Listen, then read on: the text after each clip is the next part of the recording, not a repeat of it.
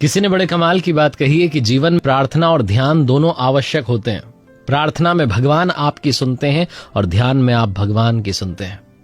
नमस्ते दोस्तों, मैं हूं आरजे कार्तिक। एक बड़ी छोटी सी कहानी दो दोस्तों की, जिनके बीच में शर्त लगी कि उनमें से एक दोस्त एक मकान के अंदर खुद को बंद कर लेगा, छत पर भी नहीं जाएगा, घर में टीवी भी नहीं रहेगी, मोबाइल भी नहीं रहेगा, उसे 1 साल वहीं बिताना है।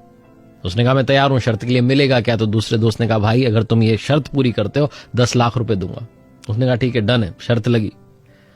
घर के अंदर एक घंटी का बटन दिया हुआ था और उससे कहा गया था कि भाई अगर तुम्हें लगे किसी भी वक्त की ये शर्त तोड़ देनी है तो घंटी का बटन दबा देना, बाहर आ जाना, बात खत्म हो जाएगी, शर्त खत्म हो जाएगी।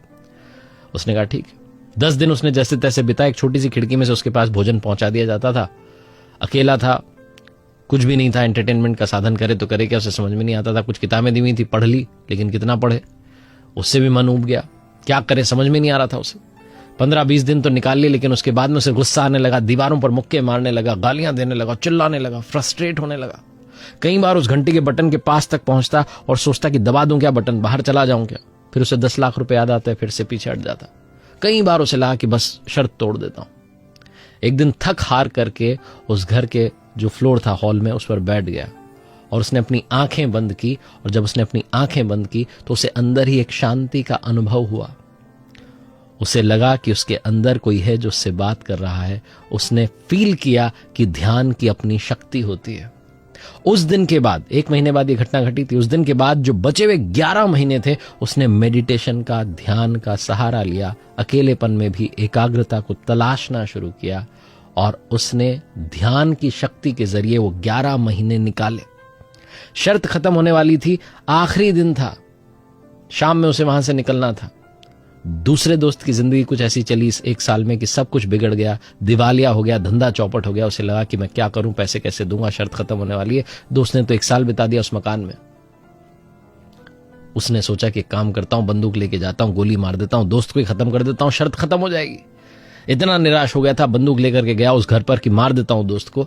तो जाकर के देखता है कि समय से पहले ही दोस्त ने मकान छोड़ दिया है और एक चिट्ठी चिपका करके गया जिस पर लिखा था कि मेरे दोस्त, मैं खुद से आज ये शर्त तोड़ रहा हूं। मैं चाहता तो अभी कुछ घंटे और रुक करके शर्त पूरी कर लेता और तुम मुझे 10 लाख रुपए देते, लेकिन मुझे पैसे नहीं चाहिए। मैंने अंदर रह करके ध्यान की शक्ति को महसूस किया है, परमात्मा के करीब जाने का प्रयास किया है। ये कहानी जिसका सार ये कहता है कि 1 साल के लिए बंद मत कीजिए खुद को।